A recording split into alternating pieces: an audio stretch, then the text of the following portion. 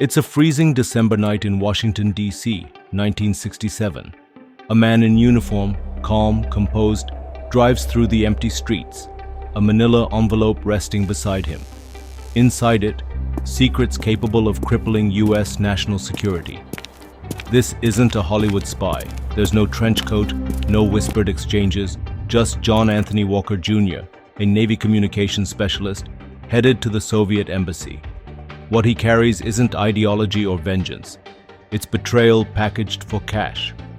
Walker would go on to run the most damaging spy ring of the Cold War.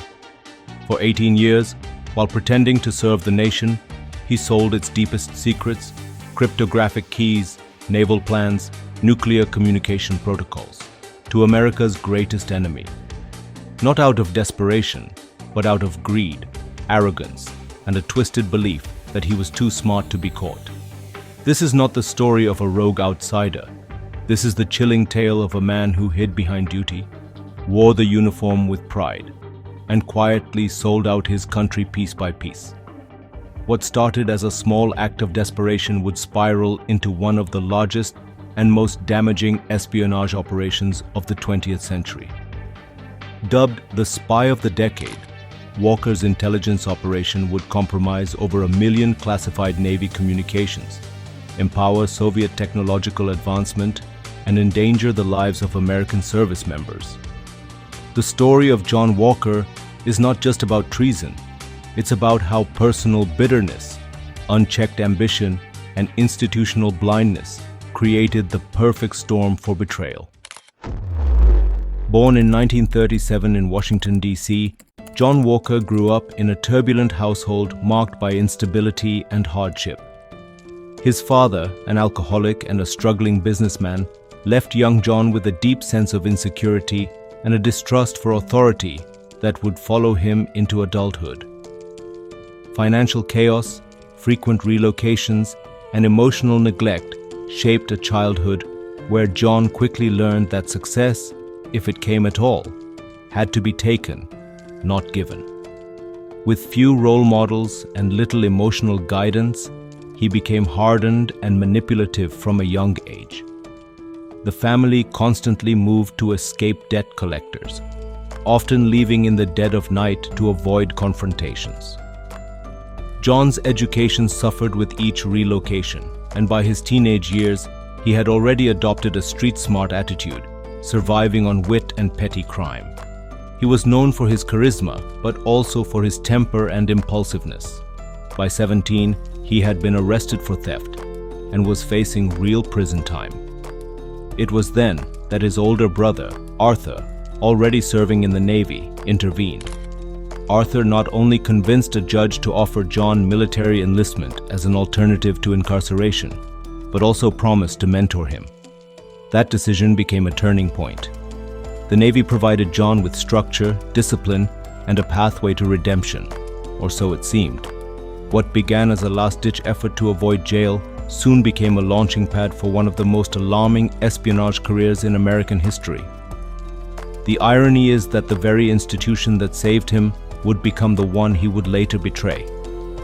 His enlistment not only gave him technical skills, but exposed him to the inner workings of one of the most secretive arms of the US government. He excelled in training, especially in radio operations and cryptography. But the same traits that made him a success, his ambition, charm, and manipulative nature, would also set him on a path toward betrayal. As early as his first year in service, fellow recruits noticed Walker's unusual interest in classified procedures and his questions that pushed the boundaries of what was typically shared. Though these quirks were noted, they were overlooked in favor of his competence. The seeds of treason were already taking root. The Navy became more than just an escape from jail. It became Walker's identity. He was sharp, technically skilled, and relentlessly ambitious. He quickly rose through the ranks from radio man to warrant officer, earning a reputation as someone with deep technical understanding and a keen mind for systems. His natural aptitude for cryptographic technologies gave him access to classified communications that few others ever saw. Walker was stationed on several state-of-the-art vessels, including the USS Andrew Jackson and USS Simon Bolivar, both cutting-edge nuclear submarines outfitted with the latest in US missile technology. These assignments were not only prestigious, but also strategically critical. Walker's time aboard these vessels immersed him in the daily rhythms of Cold War strategy, where even a single miscommunication could spell disaster. The pressure was immense, but he thrived in it. He became adept at understanding not just how to operate the systems, but how they were engineered, gaining insight into vulnerabilities and redundancies. He was one of the rare few who could read between the lines of military code and anticipate outcomes.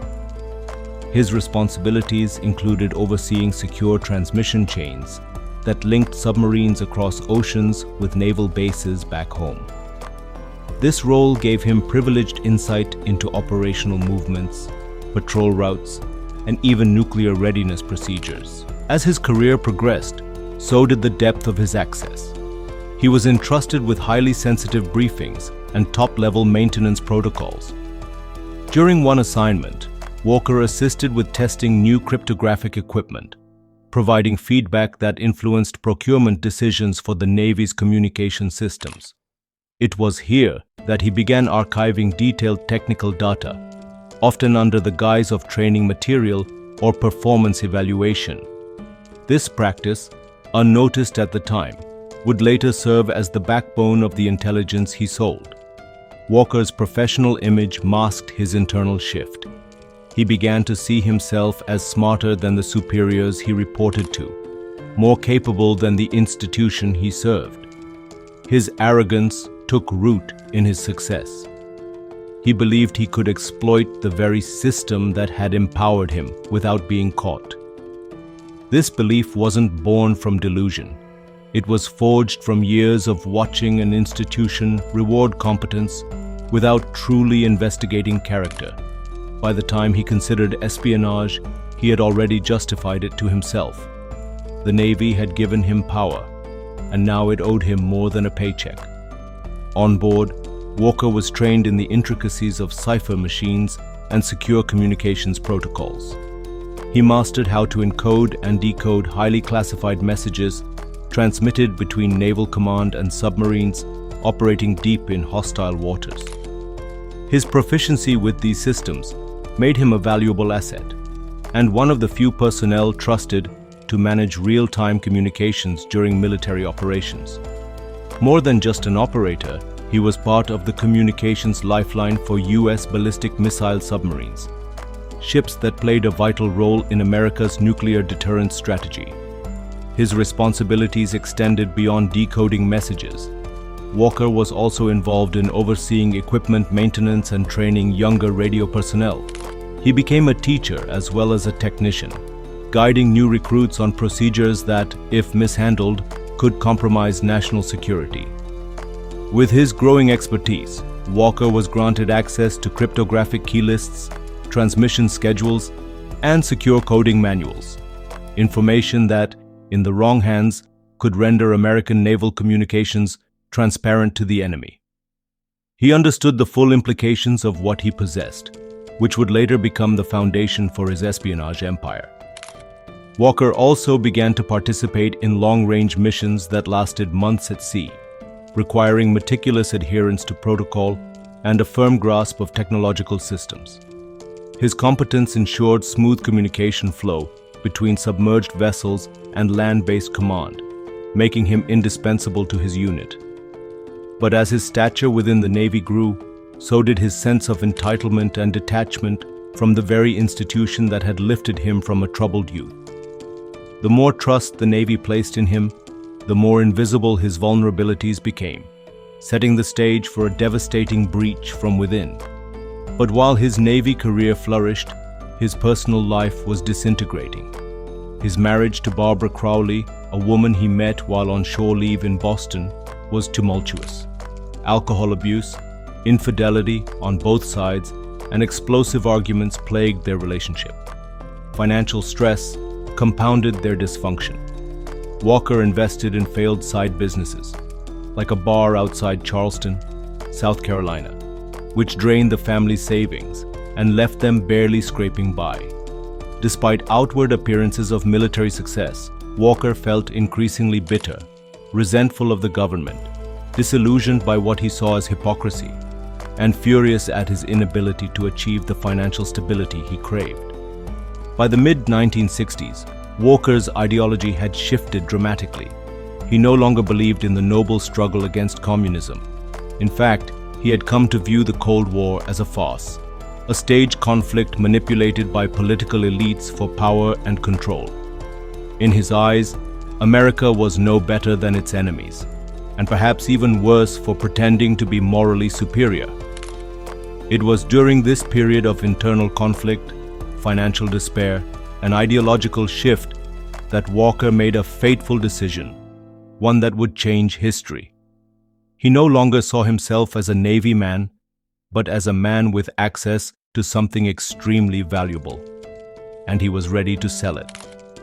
In December 1967, Walker crossed the line. He photocopied keycards used to decipher Navy communications and drove straight to the Soviet embassy in Washington, D.C. There, he introduced himself not as a defector or idealist, but as a businessman. He had information and he wanted cash. The KGB recognized the gold mine he had handed them and quickly began orchestrating dead drop exchanges. At their first real meeting, Walker was handed $5,000 in cash and given a miniature spy camera to aid in his operations. For the next decade, Walker passed on microfilm, technical manuals, and code sheets, earning thousands of dollars a month, while the Soviets exploited every classified document he delivered. His spycraft was precise.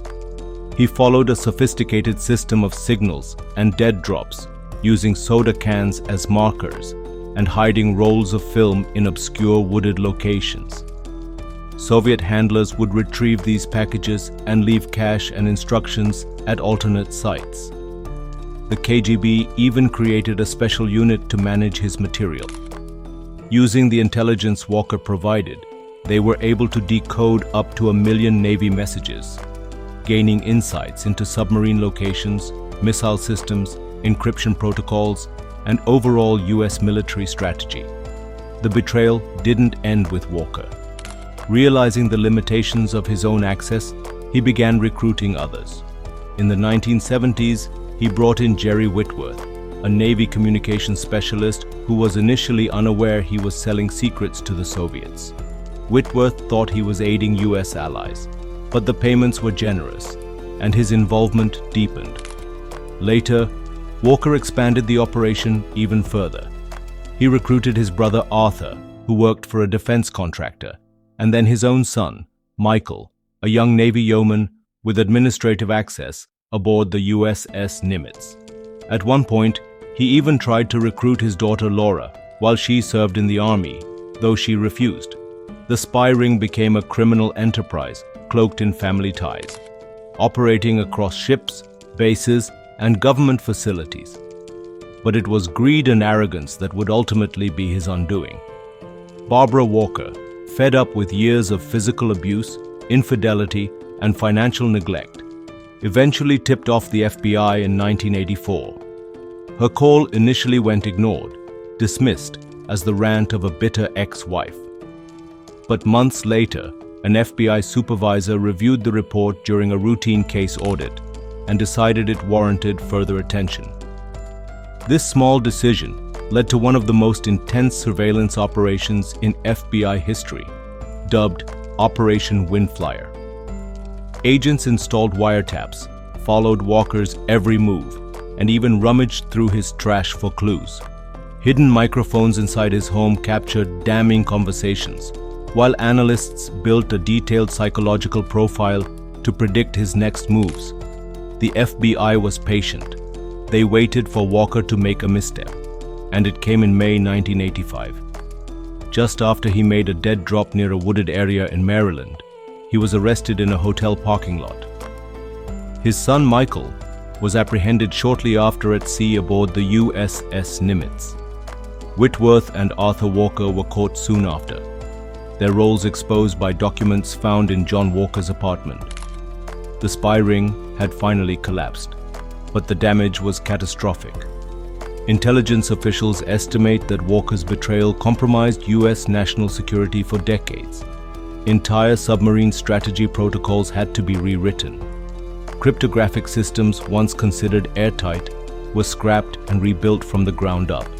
The Soviets, armed with insights from Walker's trove of information, had likely pinpointed and eliminated numerous American assets. The ripple effects extended far beyond the battlefield. Confidence in the integrity of U.S. intelligence was severely shaken. Walker remained largely unrepentant. Even in prison, he portrayed himself not as a traitor, but as a businessman who simply capitalized on opportunity. He claimed that, had he worked in finance, he would have embezzled, and had he worked in pharmaceuticals, he would have sold drugs. "I sold what I had access to," he once said.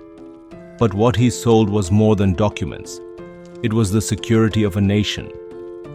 Walker died in 2014, but the scars left by his betrayal endure. His story remains one of the most haunting cautionary tales in American intelligence history, a stark warning about how personal ambition and systemic negligence can combine to unleash unprecedented damage.